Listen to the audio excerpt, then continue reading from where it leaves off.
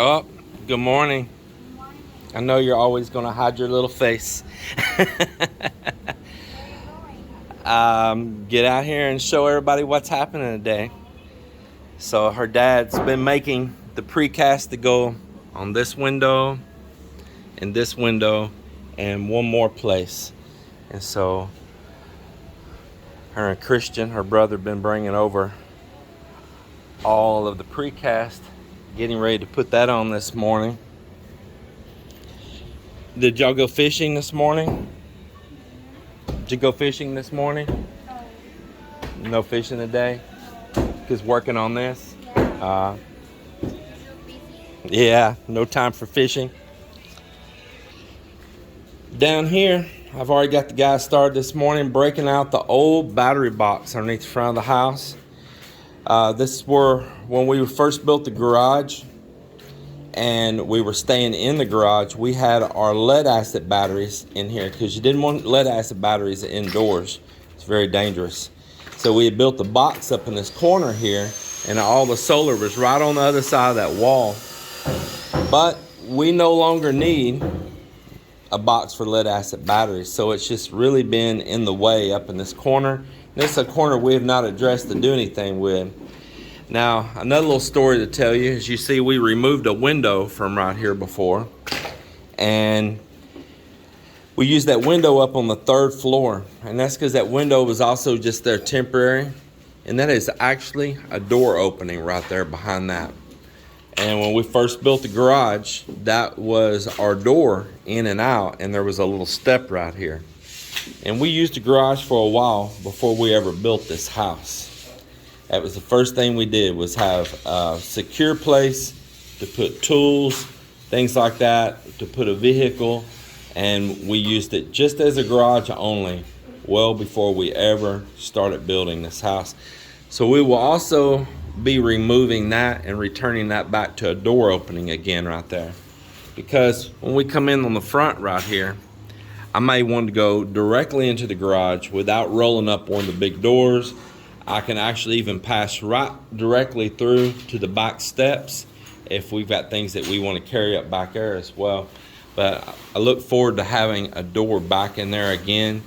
What we did is just hollow blocked it. We hollow blocked that, and you can't even tell where it was at. But once we go to hitting it, you'll be able to tell. But we're not going to take that piece out today, but we may tomorrow. We'll see. But they're going to break out that little bottom foundation there as well. And we're reusing this material, putting it in the gabion cages. Hey, make sure y'all don't put any of that with that steel. Break that steel off of there, because if it's sticking out in that gabion cage and somebody steps on it, they could hurt their foot. Yeah. Inside in here, this is the front little guest room. Joelle's waiting for me to go pick up some materials. So meanwhile, they're prepping this room. They're pulling the form that Mop built underneath there when he made this countertop. We cleaned up a bunch of fittings and stuff out of here yesterday. And I think Joelle's going to prepare up here as well for putting in glass blocks up here at the top. So that steel will be removed right there, cut off, everything squared up, and it'll get prepared, like I say, for glass blocks there. Yeah, Mop could probably use that wood, yeah. Well, he might need it for these forms right over here. Yeah, he needs that wood. So actually, this is already the thickness that he can use right in the end right there. Mop, you can use this one right in the end of that wall. It's ready. Yeah, yeah. And so here, I'll explain what's going on. Is when these are guest rooms here on the back of the place, and this is a guest room and that's a guest room, I want to have a boundary set, and eventually all of our personal effects will all be out of here instead of all this mess happening here all the time. And I'm trying to get Melinda to train herself to change that now, not just last minute when we actually have it ready for guests, but to create a routine now of this stuff not being here, because you don't want all this stuff right in a guest's door. And so what we're doing you see there's a drain pipe comes out of that wall right there, and there's a big column goes up right here, one of the main columns in the house. So we are going to pour a little short wall out.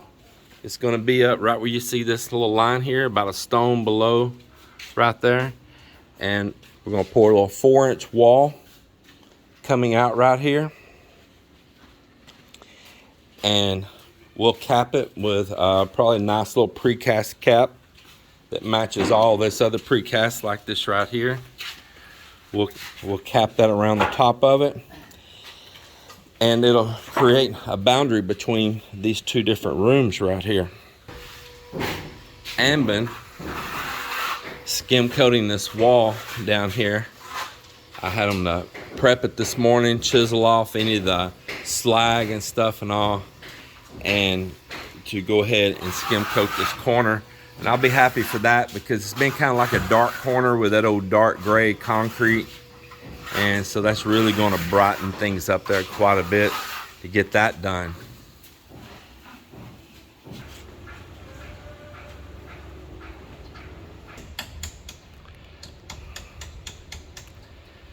And it's going to add a lot of nice character around there on the front, around those windows. Very happy to see that going up. And tell you what else I'm happy about cutting this driveway down like this. Man, I can pull in and out of here now easy peasy, man. It's got that little roll off for like a drainage right there. My tire rolls right over that. I go in this driveway now just smooth as butter. So they got the battery box busted out, and they've already transferred all the big pieces out into the gabion cages. And they're going to take all the small rubble now and pour it on top of the finished gabion cages, and it'll kind of all settle in between that stone and help lock everything together. So Joel's been waiting on me to go get cement, but I want to go get a mini bag because we got this to pour out back too. And meanwhile, he's going ahead and making the door jamb for the other CR over in the other room next door here.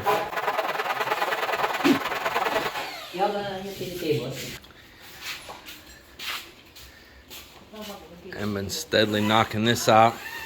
Hey, Ammon, do me a favor. Hey, clean all this up.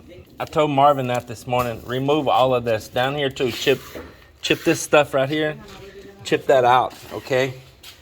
And that way you can get that nice and clean all the way down. Just this old pieces of concrete, just throw it out here and we'll put it in the gabion cages, okay? Clean all that up. Yeah. You need a chisel to knock that other off. Mok is forming this up over here. He's got his steel set. I had him to cut the concrete with the grinder, nice and clean. I had him to cut the wall with a grinder, nice and clean. That way you don't get a lot of chipping and breakout. And then I had him to chip away and get to the aggregate in there.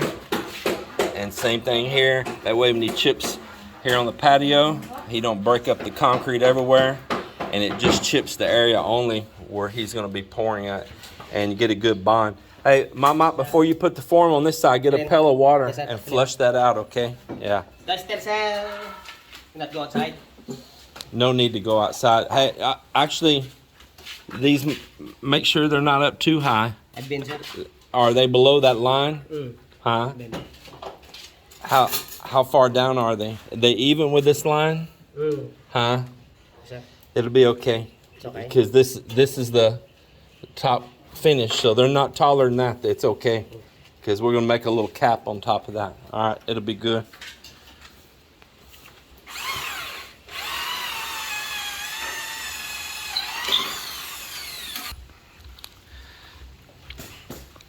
Marvin's out here doing the touch-up as I asked on the CR here, and we're going to prep this to do its final paint work and a little finishing on, and we'll soon have a project going on out here that's going to be a pretty cool little deal.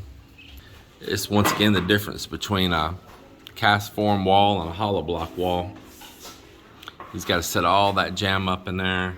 He had to put all these little small nails into the wood like spikes, do all this, and I had to tape that frame, keep that concrete off of the frame, but now he's got to fill all of that in, that like rendering, and fill that jam in.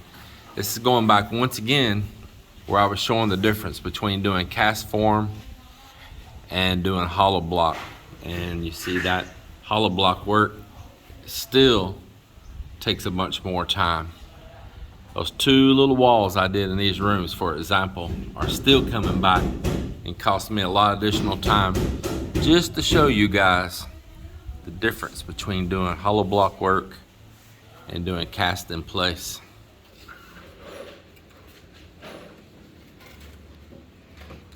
We don't have nothing left here for plywood, so we're just kind of slapping it together again. I told him it didn't matter if this was real smooth or not in this one, because we're going to come back over it with some stonework anyway, so it does not matter. It's going to be good. But when I say we're down to the last of the plywood, I mean we're down last. This is quilt work he's doing here, man. Like arts and science.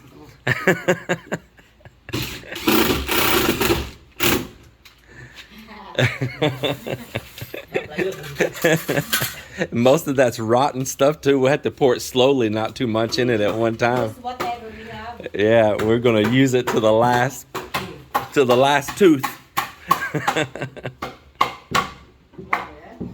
Here in this other guest room, I don't have the lights going up in the ceiling yet. We got a little drop light hanging here, but he's got the door jamb here ready for it too.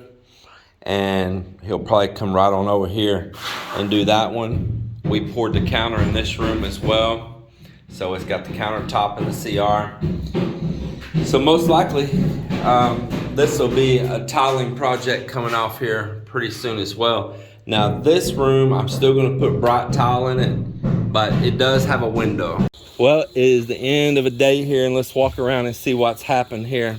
Because we've had guests and we didn't get to record the last half of the day because we were busy enjoying with our guest here. Looks like maybe they poured this. I see it's all wet. Yep. So Mont got this little small wall poured. He'll be tearing those forms off in the morning, and that will be put behind us. And let's see, Joel was putting the door in on here, putting the door jamb.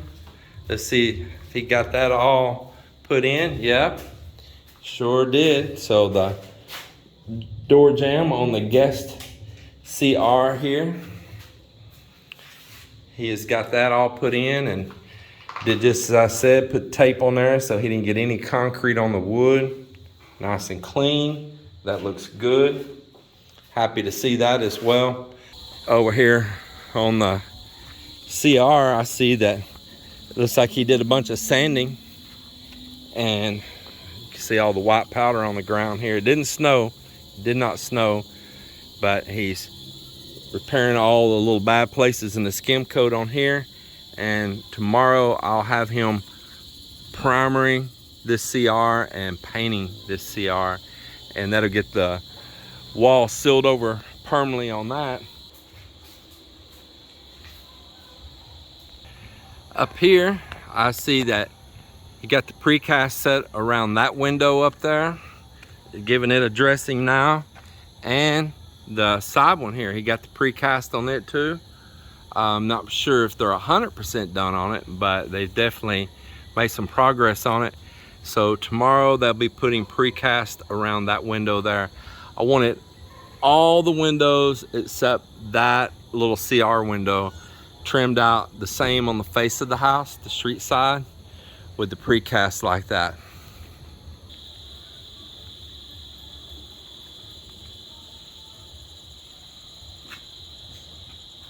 Thank you again for always supporting us, and I just appreciate great viewers like today, having great viewers come out here and visit us and all.